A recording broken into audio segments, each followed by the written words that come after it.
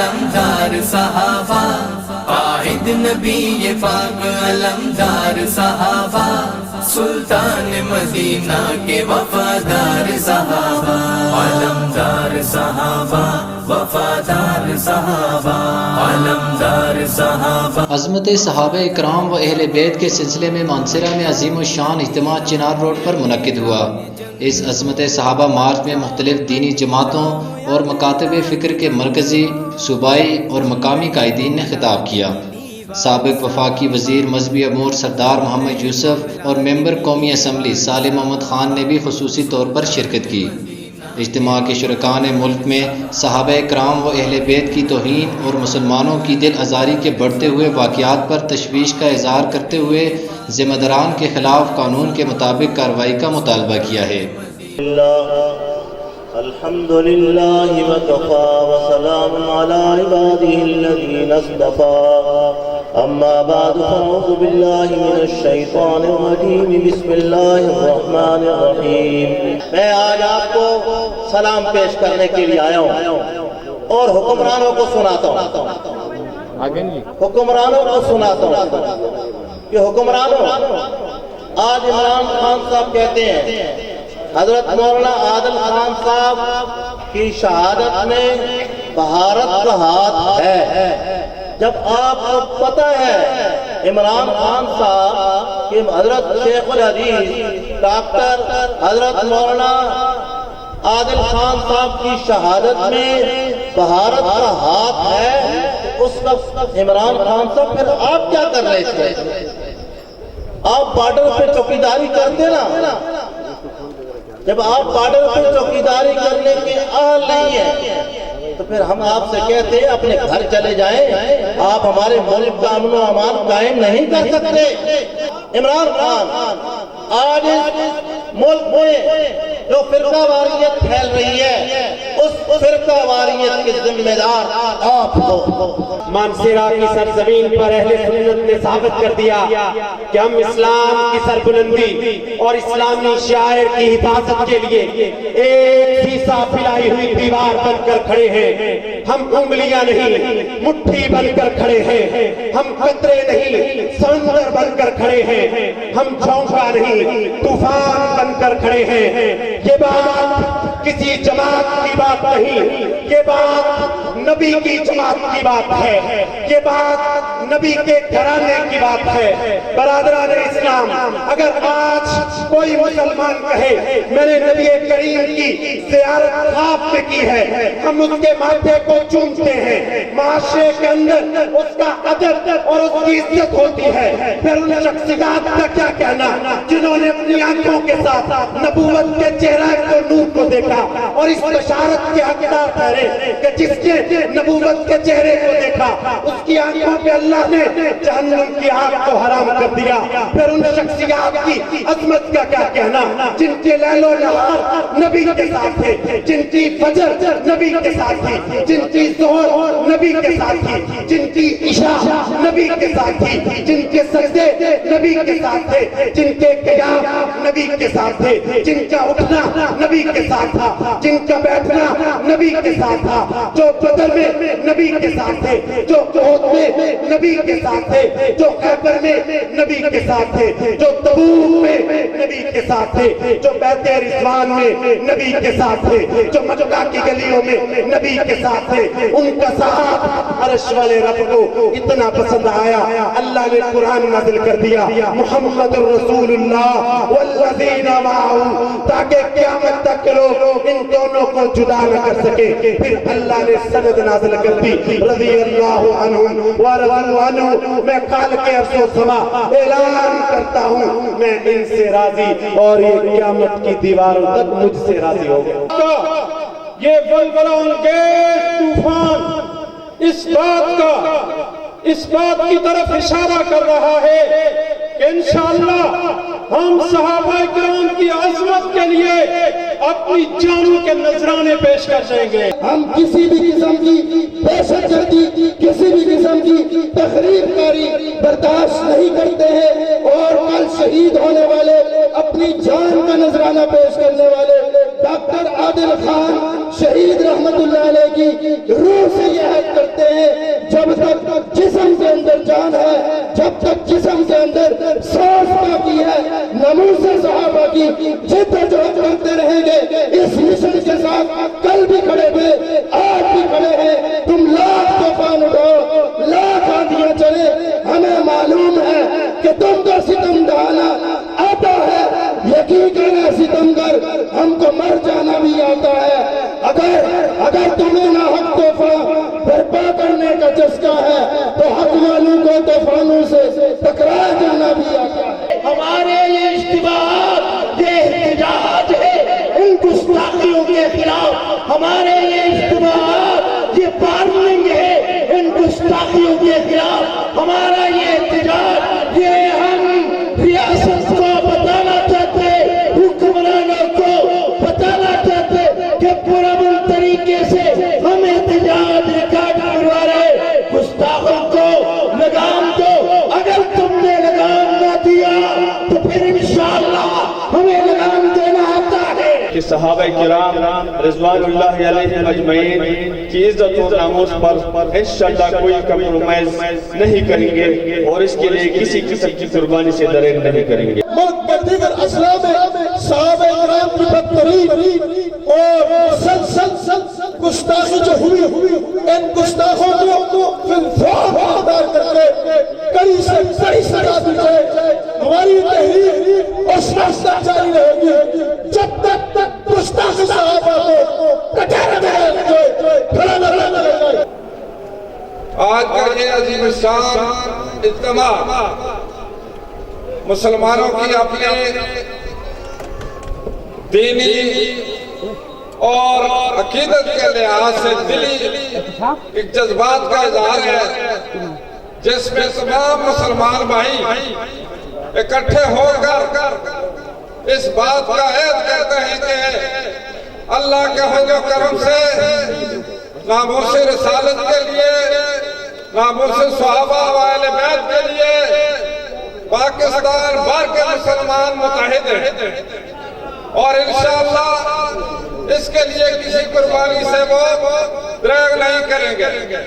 جو سبیل امن کے نام سے جانے جاتے ہیں، پہچانے جاتے ہیں، آپ کی نعروں کی گونج میں نعرہ تکبیر، شان محمد مصطفیٰ، شان صحابہ، ایک بہادر آدمی،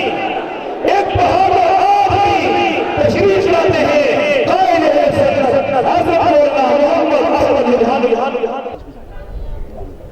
کتنی سلامیں پیش ہو رہی ہیں ڈاکٹر عادل، مرنے والے مر جایا کرتے ہیں، کوئی نام لینے والا نہیں ہوتا۔ ایک دن کم جیے تو کیا ہوا، ہم ساتھ ان کے تھے جو مشعلیں جلا کے جیے، اور کسی کے روکے حق کا پیغام کب رکا ہے جو اب رکے گا، کسی کے روکے حق کا پیغام کب رکا ہے جو اب رکے گا،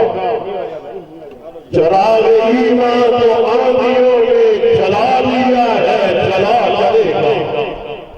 حکومت کے بہت سارے شعبے داران تھے،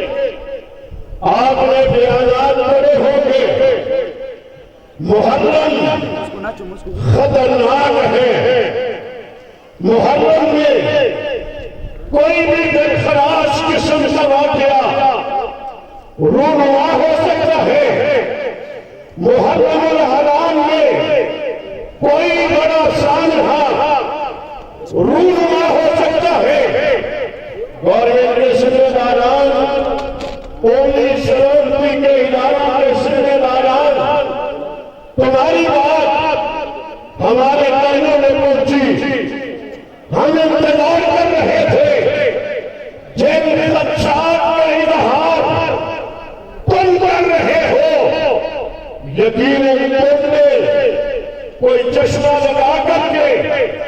کسی کو دیکھا ہوگا، آپ کی نظروں میں وہ لوگ آئے ہوں گے جن کو دیکھ کر کے آپ نے کہا تھا ملک میں حالات خراب ہو سکتے ہیں،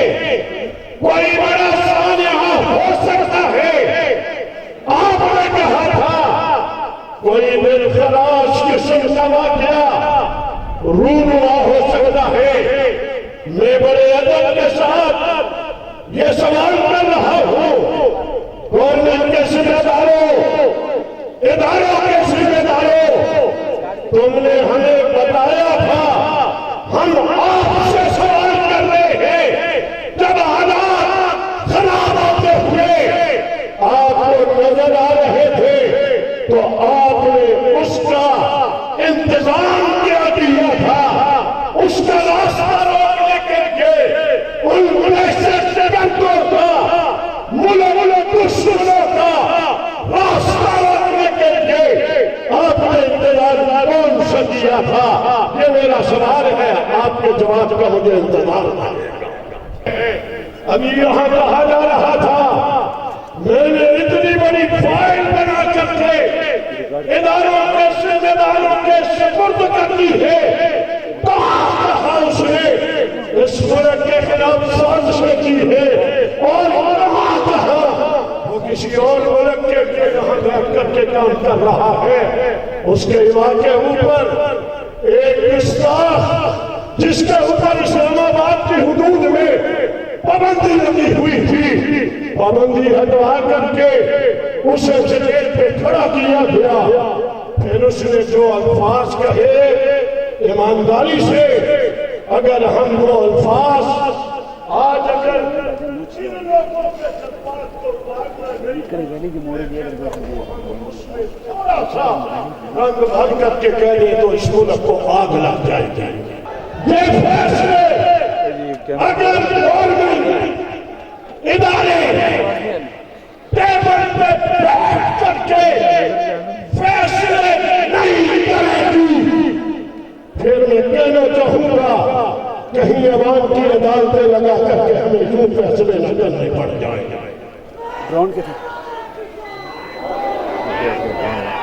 اس نے گستاخی کی، اسے رات کے اندھیرے میں 5 آٹو سے اس کی جگہ کی رکے ہوئے. کوئی ملک کا بڑا دہشت گرد، بڑا تخریب کار،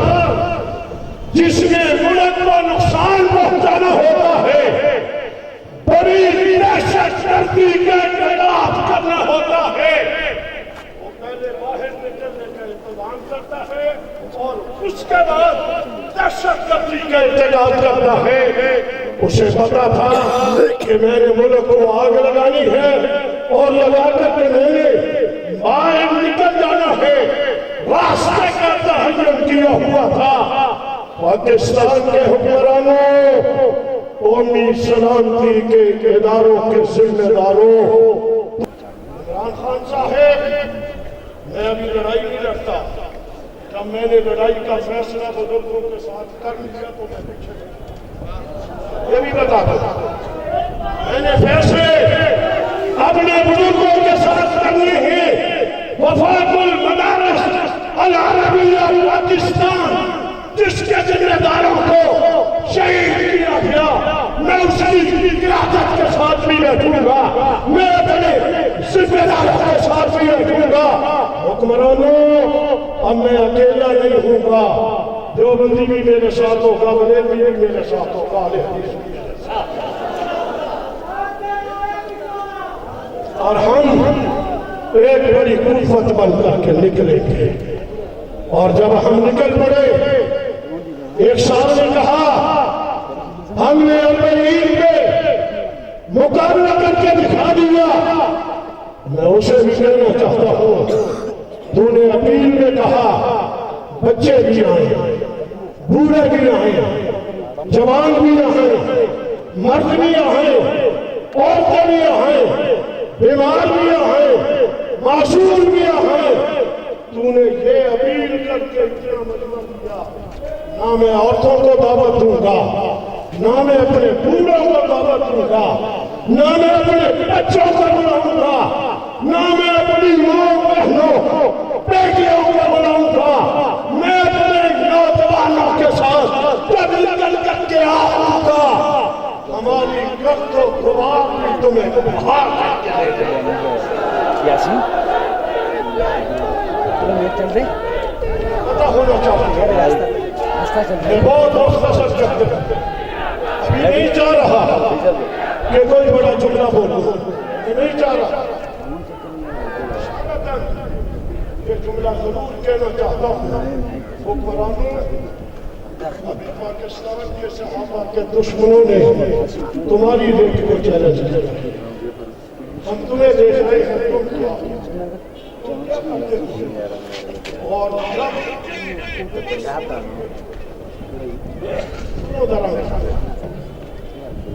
تم سے کہیں گے ذرا ہاتھ تم اپنی کمزوری کا اعتراف کرو تم ذرا سائڈ پہ ہو جاؤ مجھے بھی کہو اپنی قوم کو لے کر میدان میں آ جاؤ اور انہیں بھی کہنا آ جائے میدان میں انشاءاللہ دن کی روشنی میں تمہیں تالی نہ لگائے تو جہاں سے کچھ پڑے للکار ہے للکار للکار ہے للکار ہماری مجبوری ہے ہماری مجبوری ہے وہ مجبوری میری کیا ہے